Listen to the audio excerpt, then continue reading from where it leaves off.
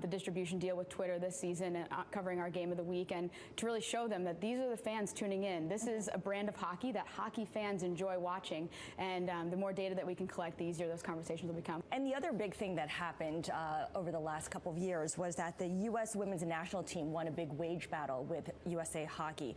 What kind of effect did that have on the NWHL? I know you supported them, but did that have a material effect on you? Not a material effect, but the more that women's hockey can be in the headlines, and the more that these women are empowered to stand up for themselves and to get that equality, it's great for not only women's hockey, but for women's sports. So I think it had a direct impact because of that. And we were there to support them, and we always plan to do that. And that was my conversation with Dani Ryland. She is commissioner of the National Women's Hockey League.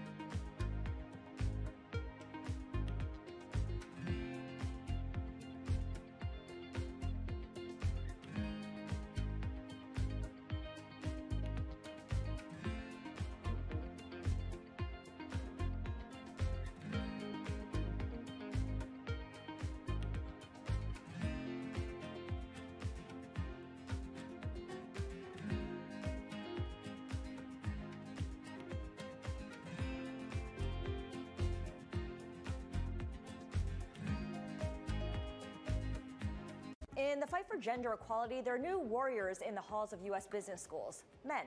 The nonprofit group Forte Foundation has been training male business students to become part of its Men as Allies program.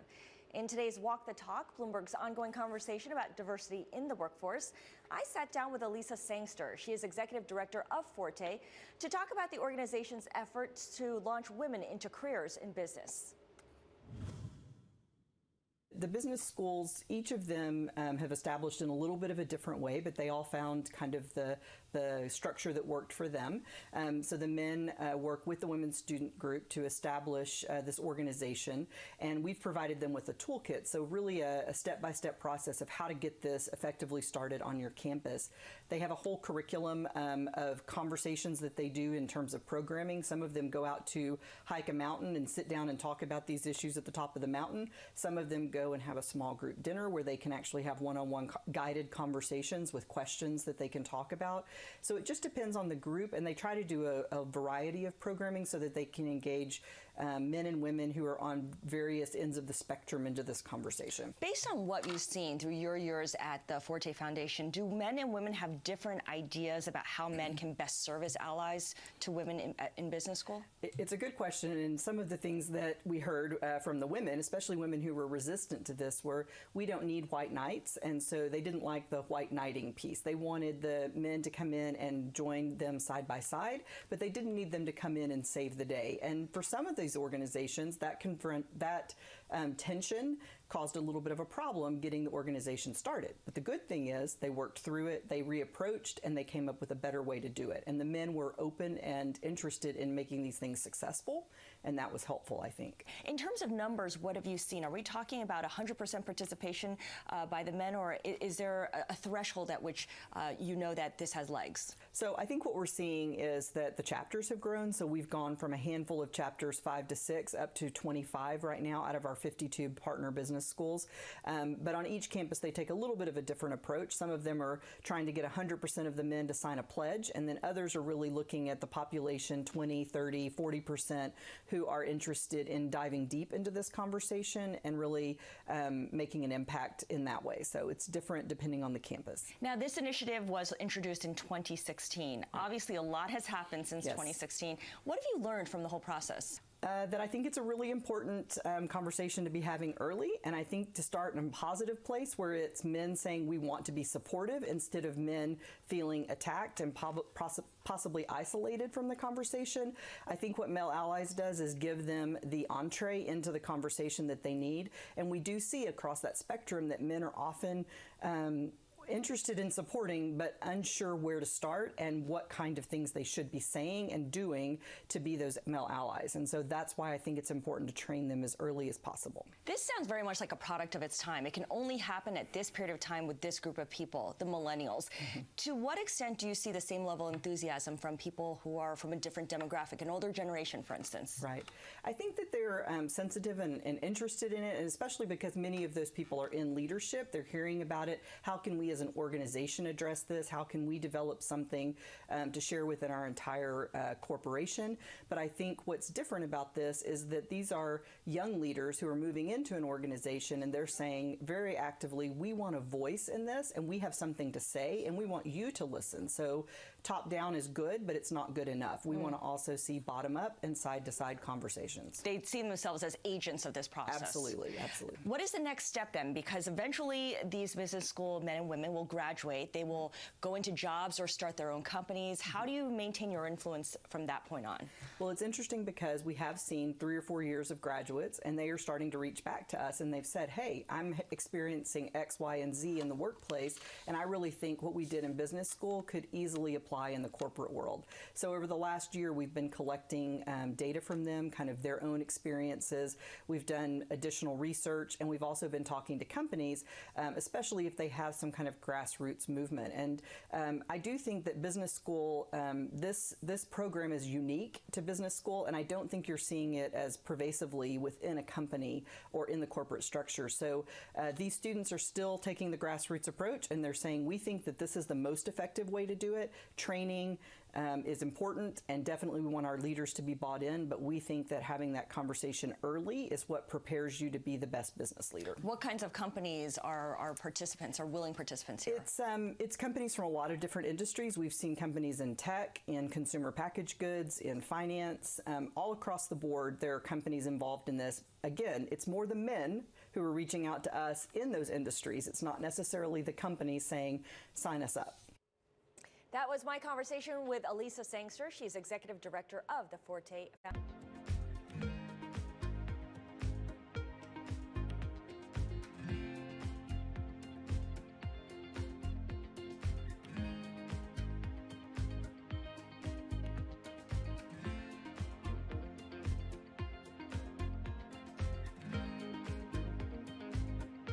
Order submitted.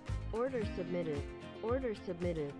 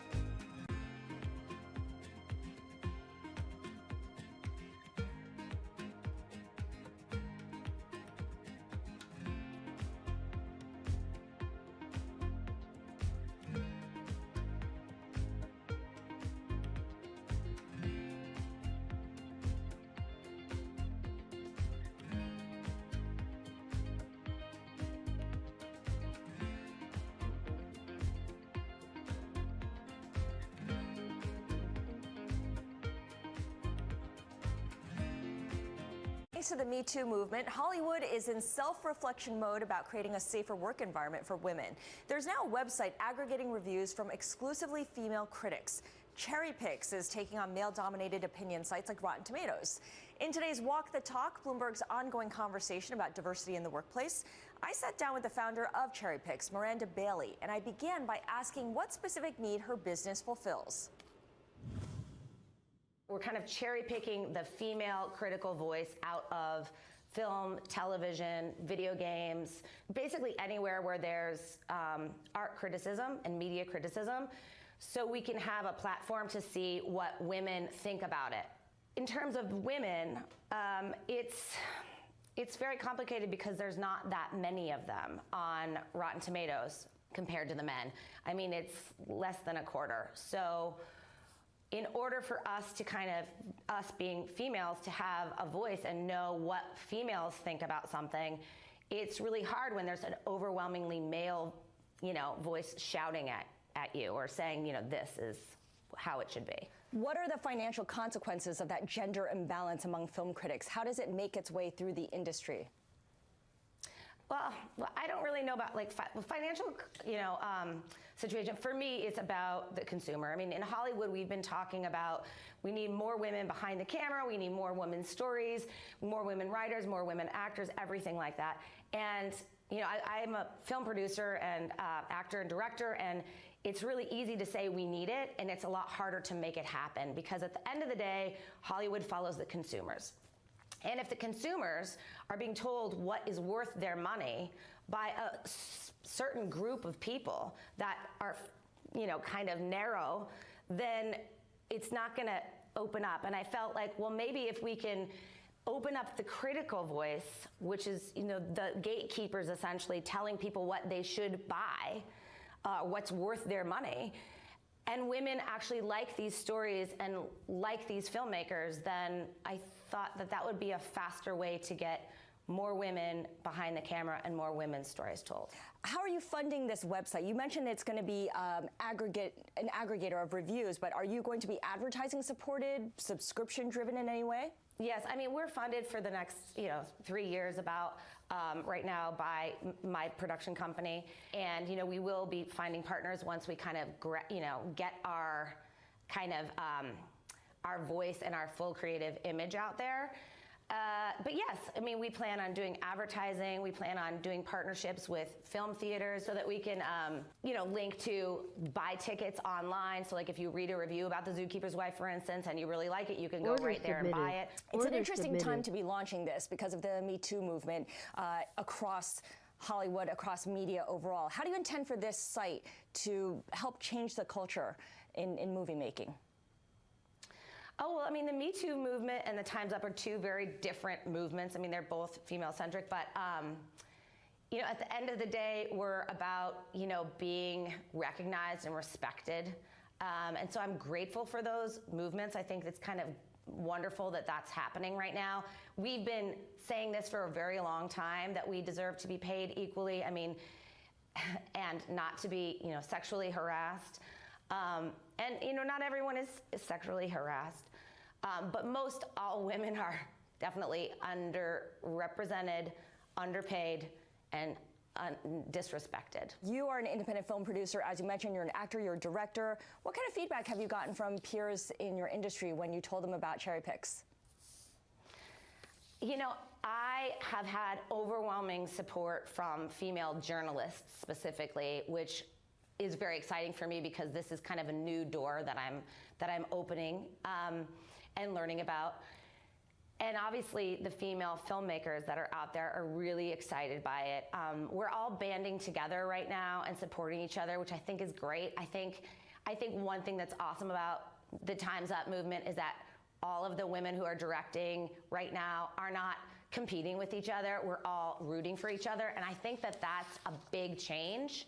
And I think this Cherry Picks is part of that, is us also lifting each other up and opening it up to journalism and the consumers and what the buyers, the exhibitors, the distributors, the producers, the directors, we're all together in this, and we can all make a difference.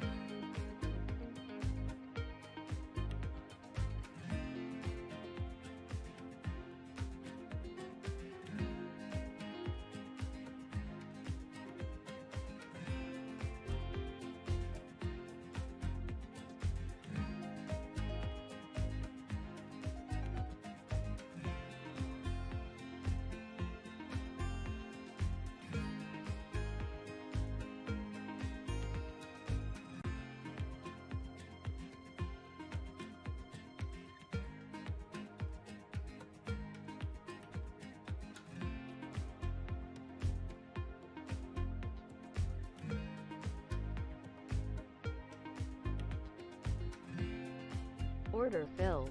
Order submitted. Order submitted.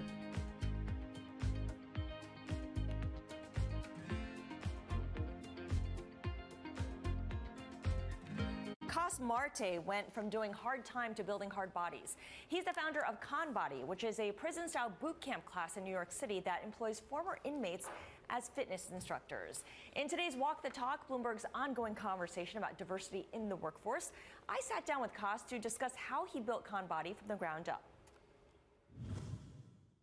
ConBody was derived from my prison experience. I lost 70 pounds in 6 months, and in my prison cell, after doctors told me I could probably die because of my health issues. I was extremely overweight. My cholesterol levels were through the roof, and I lost 70 pounds in 6 months, and then I helped over 20 inmates who was over 1,000 pounds combined. But I took that same programming that I was doing in the prison yard and started doing it and brought it to the streets of New York.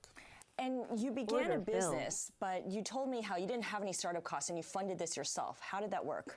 Yeah, I mean, I didn't have no overhead. I just went out straight to the park and started running after a woman wearing yoga pants. And I was like, hey, I got a boot camp. And I told her my story and started just attracting people to the park. I was standing on the F train, B train, making announcements. Like I was nonstop hustling and asking. And I basically took the same skills that I used while I was selling drugs and brought them out legally. So these are transferable skills. Exactly. Your workout's gotten really popular. You now have your own location. Talk about what's involved here and who goes to your workout classes. Yeah, so what we do is hire formerly incarcerated individuals to teach our fitness classes. So we train the inmates in the system, and we're working on creating a direct pipeline from the inside out.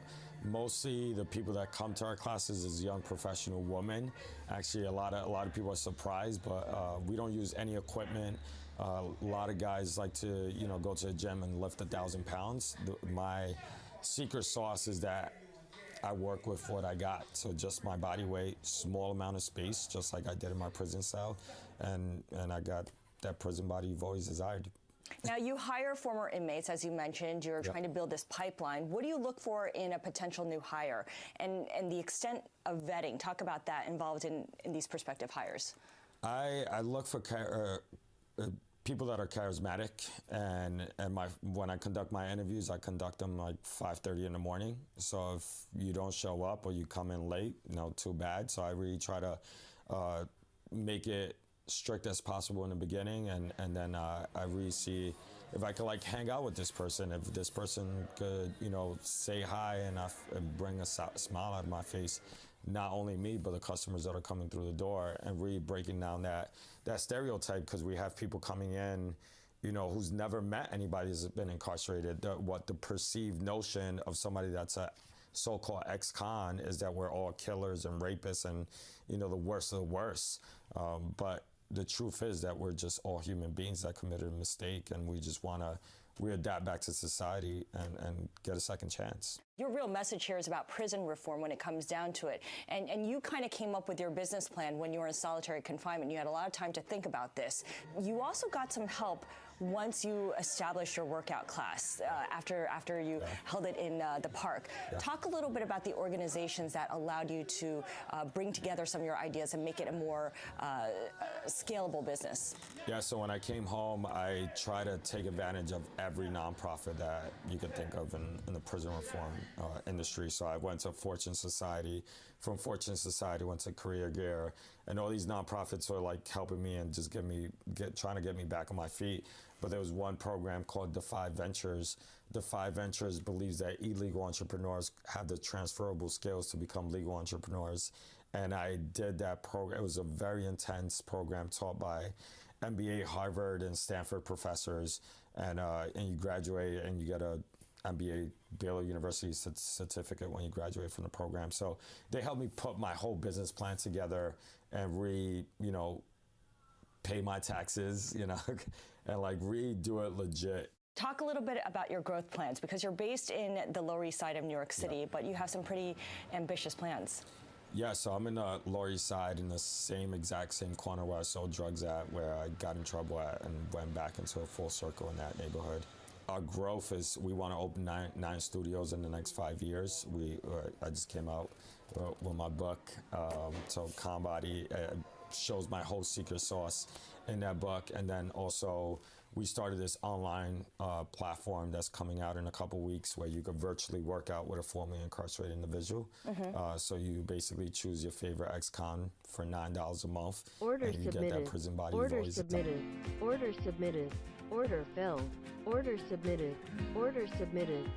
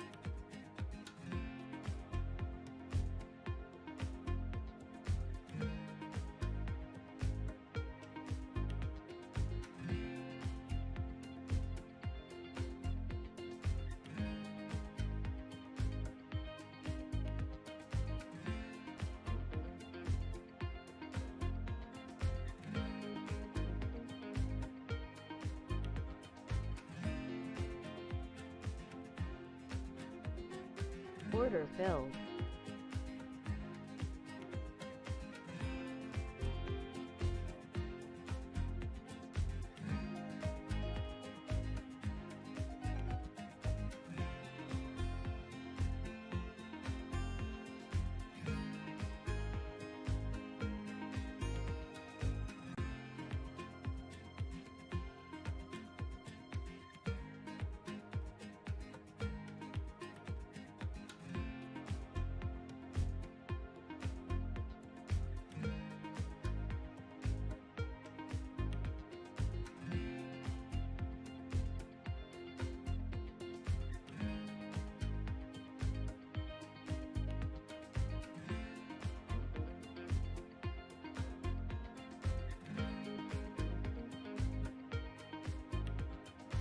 Diversity is in fashion. That's according to Eva Chen, who heads up fashion partnerships at Instagram. In today's Walk the Talk, Bloomberg's ongoing conversation about diversity in the workplace, I sat down with Eva Chen at the monthly Cornell Tech at Bloomberg Speaker Series, and I asked Eva how exactly inclusion is showing up on the runways. The message is you must be inclusive, and you must kind of understand that there are billions of people on this planet, and there's not one look. I think about Instagram and some of the accounts that have done so well on Instagram, and some of the models that are coming out of it, like Ashley Graham or Paloma SLR or Halima. Like, these are women who represent beauty for a lot of different people, and that kind of cookie cutter look. There's not just one standard of beauty. It's 800 million standards of beauty.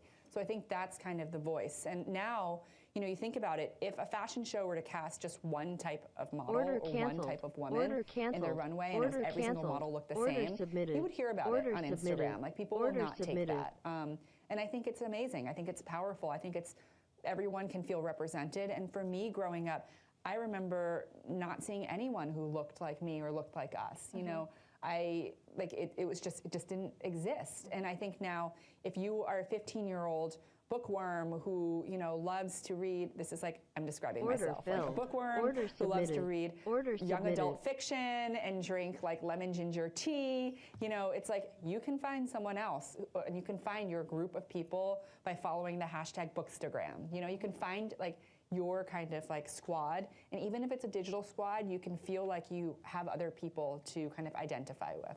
How is fashion able to get ahead of the curve of everyone else? Why were they able to figure this out more quickly than others? I mean, I think in so many ways, like, fashion just kind of, it's supposed to be a little bit prescient. It's supposed to be a little bit ahead of the curve.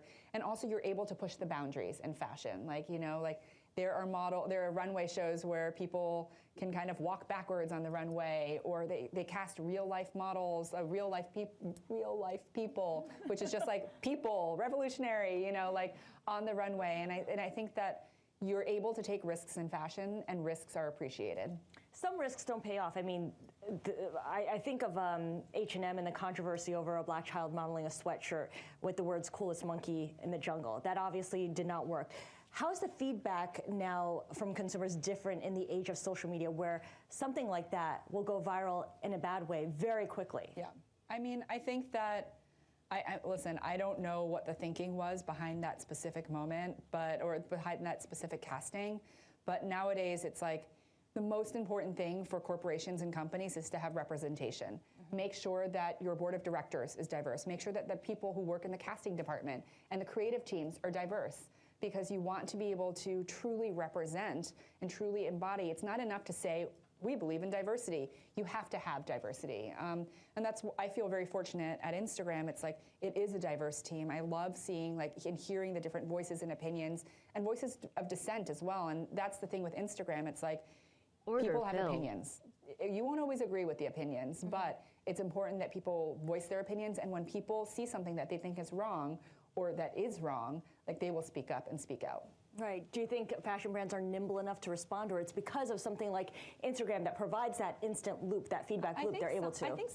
I think some companies are. I think it very much depends on the infrastructure of the company, and this is I don't know enough about fashion corporations and infrastructure, but if you have, I look at Gucci, for instance, and Gucci, they have been known to collaborate with a lot of Instagram influencers and artists, and for the most part, 99% of the time, it's amazing. And there was one season where they did there was something on the runway that was very evocative of Dapper Dan, the renowned kind of fashion icon, and they were called out for it. And very quickly, they issued a statement saying you were right, and now they're collaborating with Dapper Dan and doing a whole collection together. And I think that's in part, their creative director, Alessandro, is incredibly fluent in Instagram. He's on direct messages, reaching out to illustrators, looking for fresh voices. And I think a lot of it depends on the leadership and how, I don't want to say woke, but how kind of tuned in they are to what the public consciousness is great.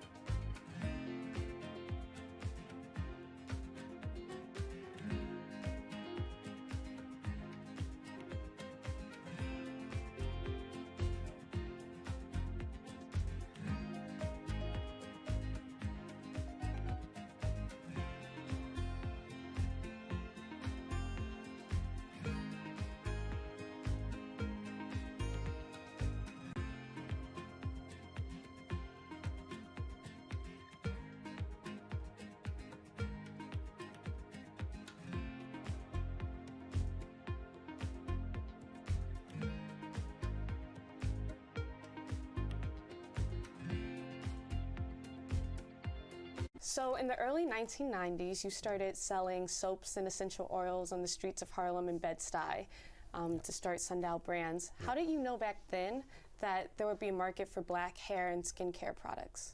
Yeah, well, because when we started, first of all, there was nobody producing natural products that were efficacious and that were designed to work on different hair textures and on different skin types. And so what you had was a consumer who desired to have healthier products, natural products, but had no access to anything that actually worked. And so, when you stand on the street corner, people tell you what they want, you better give it to them, otherwise it gets really cold, right? And so we started to take that feedback and started to incorporate that into the things that we were offering. And before you know it, we were selling to other vendors who were bringing feedback from their customers and clients. And so very quickly we got to understand just how underserved women of color were around their hair and their skin. What has the explosion of the natural hair movement in the U.S. done for your business? Yeah, as women became more and more empowered or empowering themselves, I should say, to wear their hair natural, to express themselves as freely as they wanted to around the things that were important to them, that really started to drive the adoption of natural hair. And then they actually had products in Shea Moisture that delivered on the promise of what they wanted, right? So I think the two worked hand in hand, and it really took off. How does Sundial Brands stay authentic as you guys have grown? Yeah, I mean, I think for us, we've built our business from day one on a model that we call community commerce. And what community commerce is that a business ought to invest in the community where it does business, right? And it ought to provide not just products to that community, but it also should take the dollars that it takes out of that community and put it back in.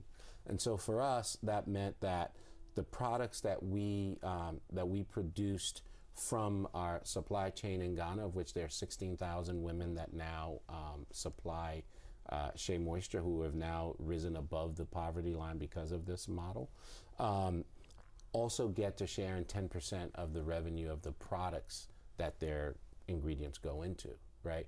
That then provides them with infrastructural support, warehousing, equipment, training, safety, health insurance, bank accounts. That's the core of what we do this for, and so we continue to do that. And so in November, Unilever acquired Sundial Brands. What did that deal allow you to do now that you haven't been able to do before? It enabled us to take, Order to commit to this $100 million fund. It's called the New Voices Fund for Women of Color, which now allows us to go create other entrepreneurs, or maybe not create, but invest in other entrepreneurs so that they too can have the type of economic opportunities that we've had. So as I said, it's not for one company or two companies alone to be able to compete and to survive and to sustain is not enough. We need thousands, right? So so the first thing this allows us to do is to invest there.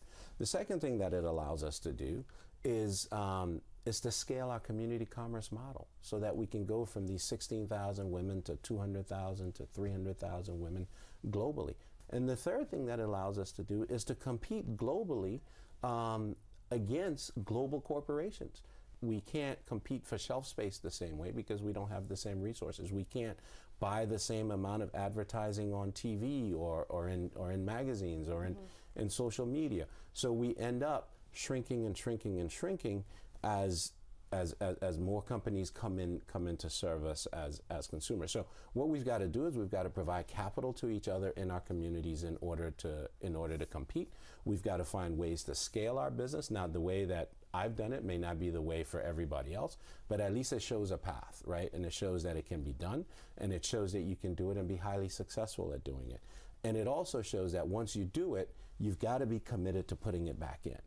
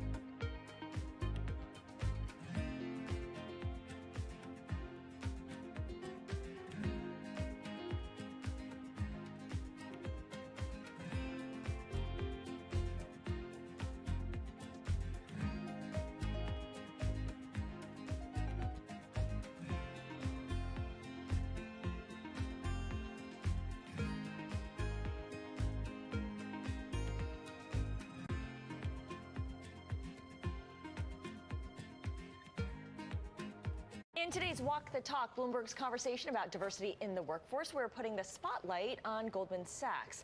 CEO Lloyd Blankfein is reportedly planning to step down as soon as this year. Diversity will be a top priority for his heir apparent, David Solomon. Solomon recently told the Women in Corporate Leadership Initiative, quote, "You make progress, but the progress as you're looking at it day to day feels slow, and it feels slow because you're a big organization. But you know over time that will change. It's our job to change it."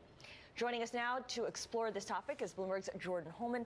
Jordan, we know that Solomon has been pretty active on the diversity front. He did propose a number of ideas to the board not so long ago. Why aren't we seeing an increase of female representatives or executives at the senior level? Because it's not there yet. Right. No woman has run a major Wall Street bank before. And if David Solomon does become the next CEO, that pattern will continue. So at Goldman, they are looking at increasing the number of women who come into those entry-level positions. But we're not seeing the women come out on the other side of the pipeline on those executive teams. So there is a retention issue, and they are looking at that through mentorship and sponsorship initiatives. So how long does it take before you get sort of a critical mass of women at senior ranks? I mean, what's the sort of trajectory within Goldman to reach the upper echelons of leadership? It definitely takes years, and you have to groom people. Goldman's a company where they want to hire internal candidates. An internal candidate becomes CEO. So that's why it's important to retain those women that they're bringing in. For example, this summer, they said that they have about 40%, mid 40% of women in their junior employee class. And so that's great, but there's only 2 women on their executive team. So now you have to, with this generation, groom them, promote them, have opportunities for them to want to stay on Wall Street. And that takes time. I think about how Dina Powell, who was once at Goldman Sachs, went to work for the Trump White House, has come back. And there was some tension over her promotion when she returned because she was added to the management committee when her background is not in a profit-generating business. Right. Her background's in government and philanthropy. And when you're looking for the next CEO, you're looking for those people who've been in positions of profit and loss. And she's not in that. So then when you look at the pool of women who are in that, it gets smaller and smaller. So then when it's time to select your CEO, you have nowhere to turn. How does Goldman compare to its peers with this? So Goldman's not alone when it comes to female representation. Citigroup and JP Morgan also have less than a quarter of women on their executive teams. So it's a conversation that needs to happen across all the banks of how do you get your first female CEO of a large bank. You recently talked with Goldman Sachs' former HR head, Edith Cooper, who spoke about the bank's efforts to increase diversity, women as well as minorities. What did you learn from her? So Edith Cooper spoke on a panel last week, and she said that Goldman is looking at the data. They're really trying to be data-driven about their diversity initiatives. So if the data's not saying that they're making progress and change, like Solomon said earlier, it looks slow, then they're going to switch it up. They're going to try new initiatives.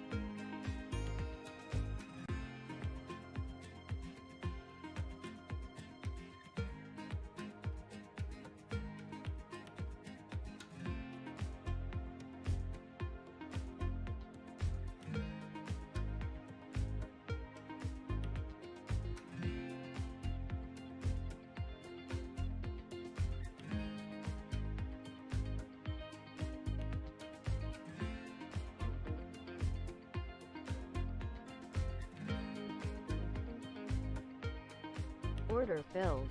Order submitted. Order submitted.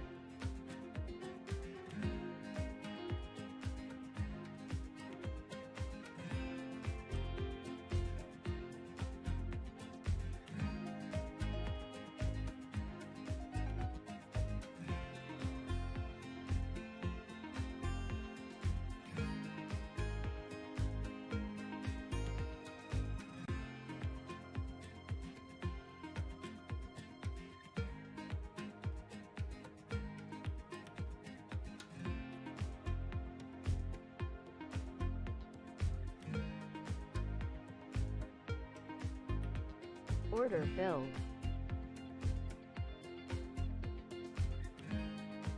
Fixed income mutual funds run by women are outperforming funds run by men. So you would think that the number of female managers would be rising, but you'd be wrong. In today's Walk the Talk, Bloomberg's ongoing conversation about diversity in the workplace, I want to bring in Bloomberg's Liz McCormick, who's been crunching the numbers, and the numbers are kind of troubling here. Going back 15 years, Morningstar has found that women-run fixed income funds outperform by a meaningful amount. Right. I mean, it's very interesting. They said, let's run the numbers and see, is there a performance reason why women are only 10% of the whole business?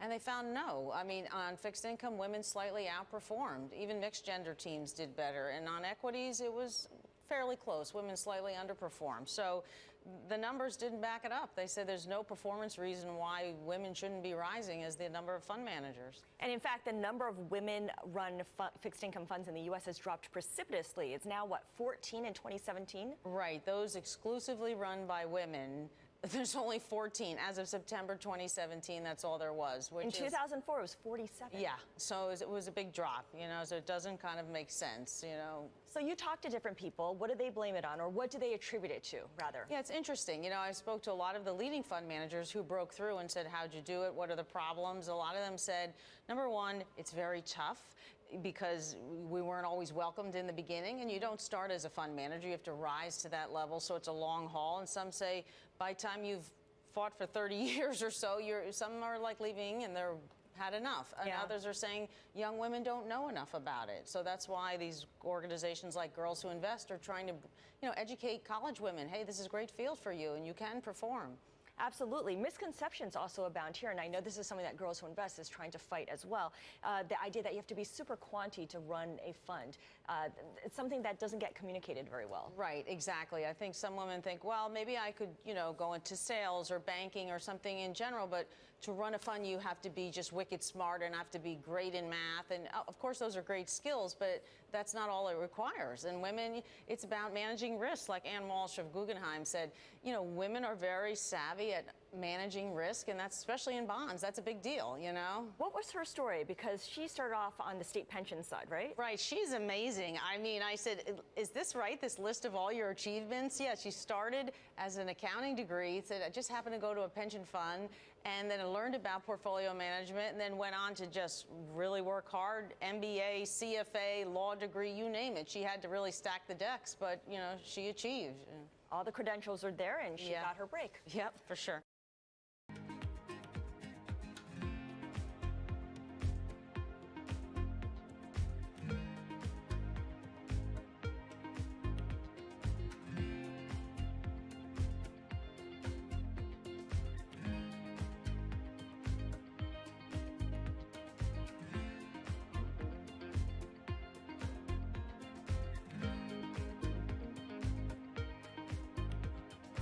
Order canceled.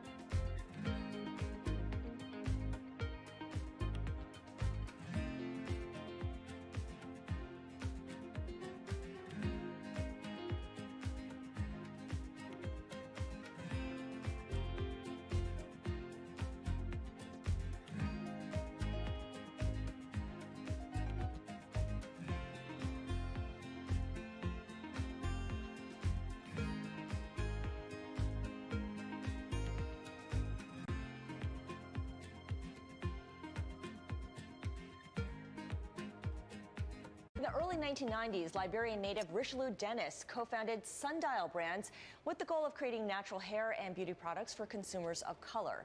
In today's Walk the Talk, Bloomberg's ongoing conversation about diversity in the workforce, Jordan Holman sat down with Richelieu to talk about the rise of Sundial. When we started, there was, first of all, there was nobody producing natural products that were efficacious and that were designed to work on different hair textures and on different skin types. And so what you had was a consumer who desired to have healthier products, natural products, but had no access to anything that actually worked. And so, you know, when you stand on the street corner, people tell you what they want, you better give it to them, otherwise it gets really cold, right? And so we started to take that feedback and started to incorporate that into the things that we were offering. And before you know it, we were selling to other vendors who were bringing feedback from their customers and clients. And so very quickly we got to understand just how underserved women of color were around their hair and their skin. What has the explosion of the natural hair movement in the U.S. done for your business? Yeah, as women became more and more empowered or empowering themselves, I should say, to wear their hair natural, to express themselves as freely as they wanted to around the things that were important to them, that really started to drive the adoption of natural hair. And then they actually had products in Shea Moisture that delivered on the promise of what they wanted, right? So I think the two worked hand in hand, and it really took off. And that was Bloomberg's Jordan Holman speaking with Sundial Brands co-founder Richelieu Dennis. You can get the full interview on Bloomberg.com.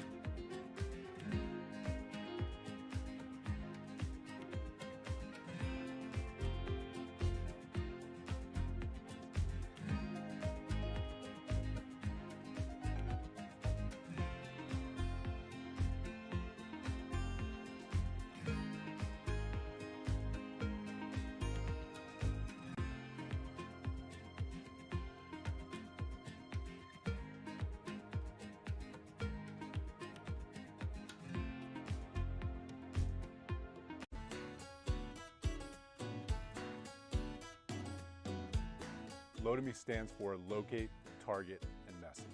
LOTOME helps advertisers collect and organize their consumer data. So if you can imagine that customers engage on the phone, on the web, in a store, through a coupon, we help collect all of that, attach it to a profile, and activate it. It's the big data story. When I started the company in 2006, I saw this unbelievable opportunity around user-generated content. It changed the paradigm for all advertisers. There had to be a platform to protect the brand and get a defined result, which is a sale. That is the genesis of LOTOME. My first year in business, we landed 9 customers on a proof of concept.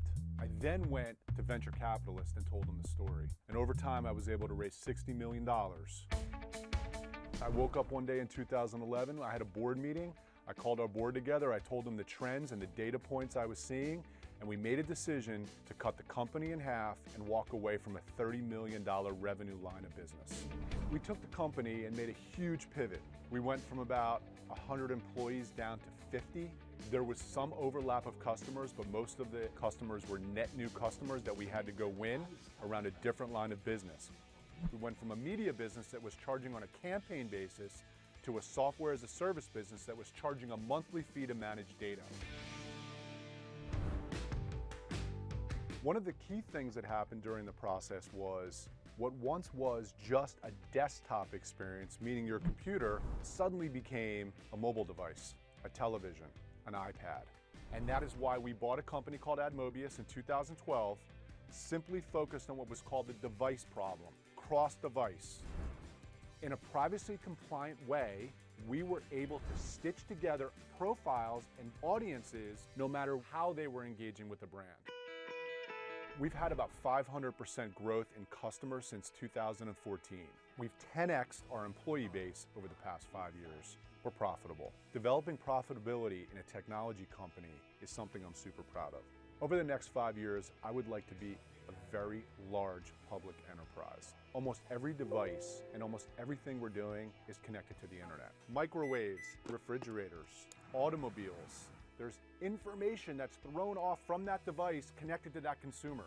I think there's an opportunity for a public company who is only focused on data, data solutions, and activating customer data. In a world where data is everywhere, we help our customers figure out what it all means. And that's the future of LOTOME.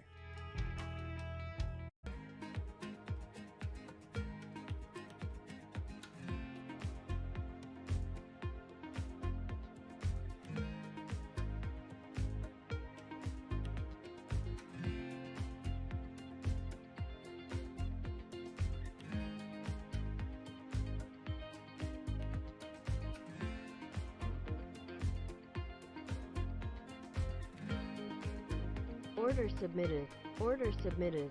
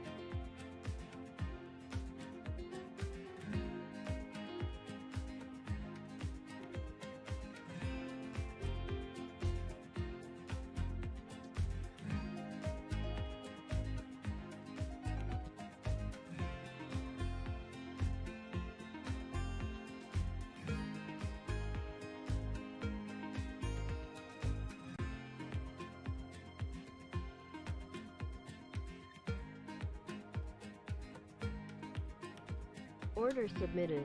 Order submitted. Order submitted.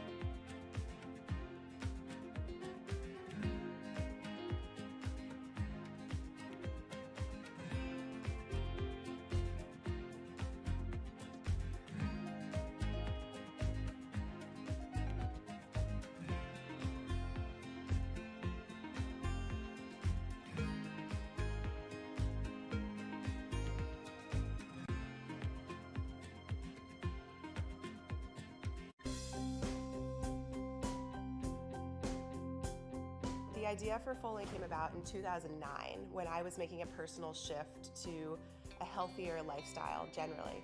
And I realized when I was looking into nutrition and fitness that all of these beauty products actually contained a lot of toxins. I realized there was a real opportunity for a clean beauty retail store with all vetted products for safety and performance. Our entire goal is to shift the mindset around the products you apply to your skin. I needed to learn a lot about business and about the beauty industry. I worked on a lavender farm, I worked for a skincare developer, I got a quick MBA at Babson where I focused on the business plan the entire time. In 2013, we opened doors to our first store. I was in there every single day talking to customers, figuring out what this needed to be. I raised a small angel round of $750,000. That lasted us almost 3 years. All the way through to 2016, I was really focused on building a brick and mortar first business. At the same time, there was so much more going on in beauty online than there ever had been. You know, content had become so critical. We decided to make a huge shift in 2016 and change to a digital first business. We decided that digital first was really going to be the only way that we could get the content out there and we could grow fast enough to be able to share our, very unique level of expertise. So we raised a round of $3 million to do that. We needed to build a digital first team. We needed to build a new flexible tech stack. We're very lucky to be in Boston, to be surrounded by a ton of really awesome engineers and folks that are super passionate about mission-driven business as well. We spent a year and a half building it out, figuring out how Foley should exist online. So it'll be between 70 to 80% online by the end of this year. Despite building a digital-first business, you can never truly replicate our in-store experience online. We have 2 brick-and-mortar stores right now, both in Boston. We'll be opening 4 this year, and if everything goes well, we'll open an additional 10 in 2019. We're going to continue growing content and education online in a huge, huge way. I think the real secret sauce to Foley is we're a highly curated portfolio. Since starting the business, we've tested between 800 to 900 brands. We have 75 brands in the store right now. It's not easy to get on our shelves. We don't carry any full brand portfolios. We carry what the best products are by the brand. It's helping in the repeat rates. It's helping in retention. We're now becoming known as the place to really, truly start your clean beauty journey.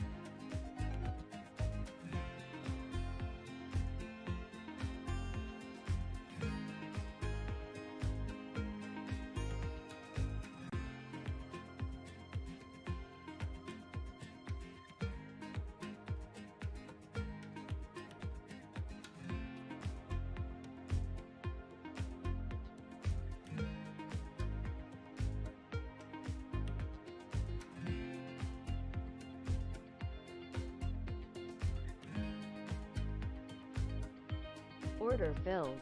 Order submitted. Order submitted. Order filled. Order submitted. Order submitted.